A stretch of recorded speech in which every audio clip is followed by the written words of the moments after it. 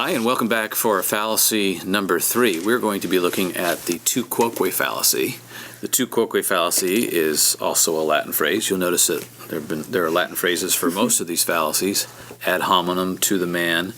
We've had ad hominem abusive and ad hominem circumstantial. And what's sometimes missing in that phrase is is argumentum ad hominem, which means the argument to the man. So we just cut out the argumentum.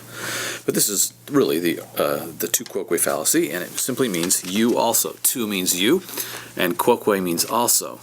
This fallacy is when you accuse your opponent, the person you're arguing with, of having a inconsistency or a flaw that seems relevant to the point that's being argued. To read the definition right out of the book, tu quoque fallacies are arguments that assume that a rival's recommendation should be discounted because the rival does not always follow it himself. Or put another way, it's an argument centered entirely on the inconsistencies exhibited by the speaker's rival. So sometimes we are inconsistent, right? Sometimes we don't actually live as consistently as we ought. In other words, we do fail. We don't arrive at perfection in this life. So as human beings, occasionally people will note our own inconsistencies, saying one thing but not always doing it, and so forth. A classic example of this fallacy is in the book, and it features an old man. And I can just picture him on a curb talking to a younger man, and the old man is smoking a cigarette. He's kind of bedraggled, and his voice is kind of gravelly from years of smoking cigarettes. And he maybe kind of wheezes a little bit, coughing. And he's speaking to a younger guy who's also smoking, and he's saying, to the younger man, "You really ought to quit smoking. It's a filthy habit, and it's going to kill you. It's going to shorten your life." And the young man responds, How can you argue that I should quit smoking? You smoke yourself, and you have been for years. That's why you should quit. That inconsistency, in this case, is really irrelevant to the argument that he's making, isn't it? Mm-hmm. I mean, what is the argument? Again, what's the issue at hand? What is the argument in that particular exchange? That smoking is harmful and will shorten your lifespan. Good. So let's try and stay on that topic. Smoking is harmful and it will shorten your lifespan. Then is it relevant that this old man himself is a smoker? No. Not to that argument. I mean, the argument that we want to discuss is smoking harmful, and will it shorten your life? Let's discuss that. It may be true that this man has himself smoked for years, 4 packs a day, but it's not relevant to that particular argument or issue. So again, we get kind of tricked and get off topic. Yeah, the old man may even be able to know more since he has that experience and he's learned his lesson. Like just his objectivity in the ad hominem circumstantial. There's that element of. In this case, his personal experience could probably be brought to bear as actually relevant data. But again, let's keep the argument before us. The argument is does smoking will shorten your life and it's harmful to your health. Okay, well, the reason we use the word fallacy is because we remember that the word fallacia means deception, because it's kind of tricky, and it seems like a very good comeback for this young guy to say, "You are smoking yourself. How can you tell me I shouldn't smoke?" And basically charging him with inconsistency or maybe even hypocrisy. So can a hypocrite have a good argument? Yeah. Yes. Can you give me some other examples of someone being, not following his own advice and still making an argument for it? Well, Dr. Perrin, I really don't think that we should be giving you examples or you should be teaching us about the tu quoque, because you use this fallacy so much all the time. I just don't think that gives you license to talk about it. Okay, because I myself have used this fallacy, how can I teach this fallacy? But he doesn't use the fallacy as much as Mrs. Hodge. Therefore, he must be better with it. That's very true. So why is my name even on the cover of the book, since I myself have abused these fallacies on occasion? So that must take away all of my credibility for being able to discuss them thoughtfully. And in fact, if you ever used a fallacy yourself, how do you have the right to teach us fallacies? Clearly I don't. You don't. No. All right, we can go home now. We can go home. It's done. If we've used fallacies, how can we learn fallacies? Very good point. It also. So- I'm sorry. Go ahead. No, I mean, there's fallacious people can't ever deign to teach fallacies. So, okay, we're all flawed. So if we're all flawed, how can we ever instruct anybody to be better than us? Or how can we instruct people in virtue when we ourselves have violated the very principles of virtue that we would seek to pass on? Obviously, even hypocrites can make arguments. And why is that irrelevant, Seth? Why is it irrelevant that a person might be inconsistent and flawed in the argument they're making? Well, because first of all, the argument itself, that's the person giving the argument, doesn't really have much to, usually does not have much to do with the actual argument, unless it's a personal argument. And just because you're a hypocrite doesn't change the argument itself. So once somebody goes down the road of accusing the person, that's bringing up something else that doesn't really have anything to do with the argument. The person who's a hypocrite may have, but can give you advice on it. So the person on the hypocrite could actually be a proof for his point. Okay, so we have to discipline ourselves when we see someone who has a flaw that even seems somehow connected to what he is proposing, and we need to be disciplined enough to say, what is the argument? What is the issue? Let's stay on that, and not be distracted by the flaws of the person making the argument. Now, we've talked before about how flaws can be inconsistent when we looked at ad hominem abusive. You can just start calling a person names, and you can even point out true flaws in somebody. You can point out that someone has been convicted of a felony, but even felons, as we point out, can make good arguments. What makes this one a tu quoque is that the flaw is seemingly connected to what's being proposed. It's not just any flaw, it's a flaw that's connected to what's being proposed. So I'm saying don't smoke, and yet I'm smoking. Can you think of some other examples? A thief saying don't steal. Okay, a thief who's arguing. He's been caught saying don't steal. All right.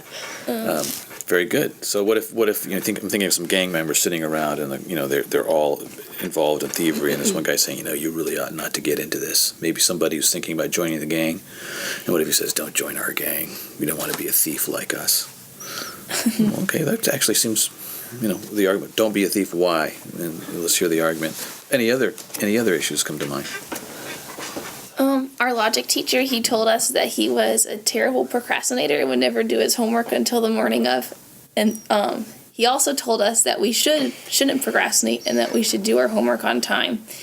And it'd be a fallacy to respond with, well, you didn't do your homework, because we'd be discrediting his ideas by criticizing his past. For all we know, that past could have taught him the value of planning ahead, and he could be telling us the truth. Very good. I believe somebody said, well, you didn't do it, why should we? Yeah. I believe somebody, I think that might have been Noah. And how did he respond? That's a fallacy. I don't actually remember. He pointed that out, but I think he also said, well, that's why I know, because Oh, yeah. I've experienced Yeah, the rough experience. bad things that come from it. Okay.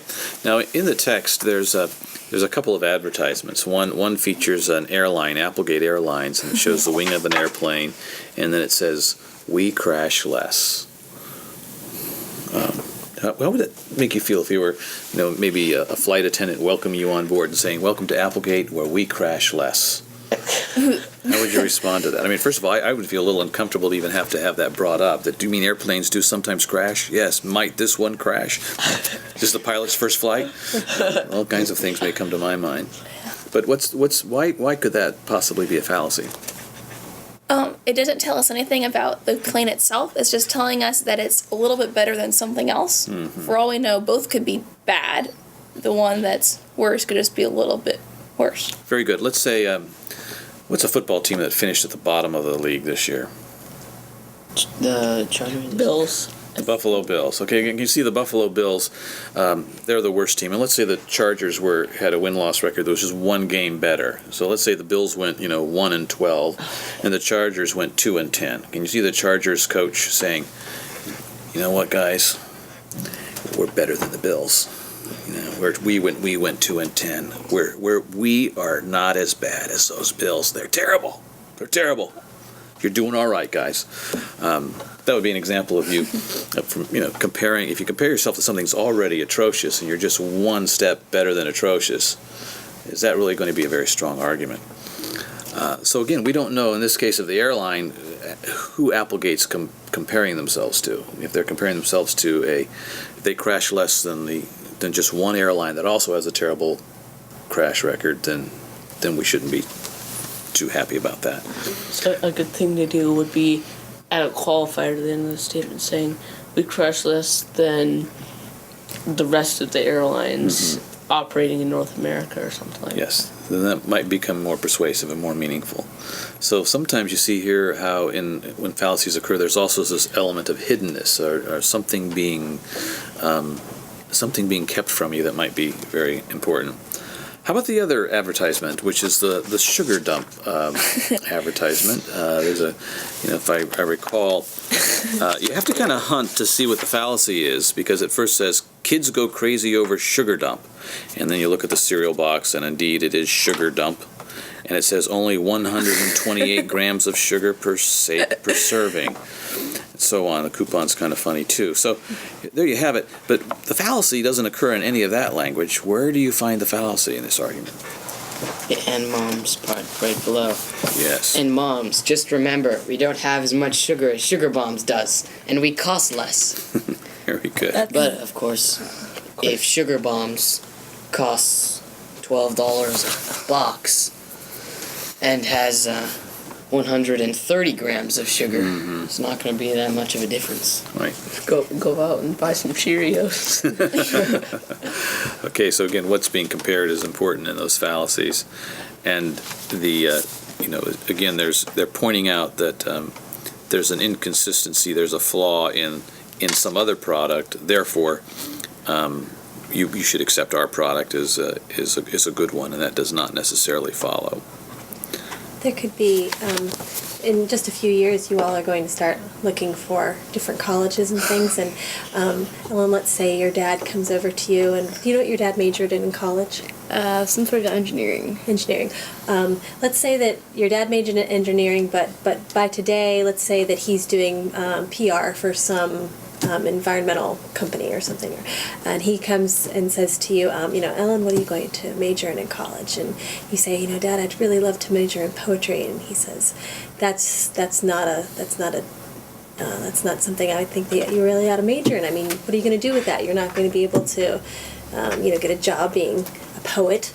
And you've got to major in something in college that you're, going to be willing to do for the rest of your life. And you say to your father, well, Dad, you majored in engineering, and now you're, PR rep for a different organization, So clearly, this doesn't make any sense, Your advice to me isn't, I'm not going to take your advice. You didn't even take it yourself. Is there a fallacy in there of any kind? Yes. Yeah. Yeah. What's being forgotten? The actual argument. Which is what? You should major in something you want to do for your whole life. Something might contribute to what you want to do or something like that. Yeah, maybe he switched and he regretted it for the rest of his life because he should have stuck with what he knew best and got best paid for. And so he might be speaking from experience. He could be speaking from experience. I mean, there's a number of different ways to look at it. It could have worked out just fine for him. The advice that he gave shouldn't necessarily be discounted solely because he didn't take it himself, which is the idea of the two Quoque fallacy.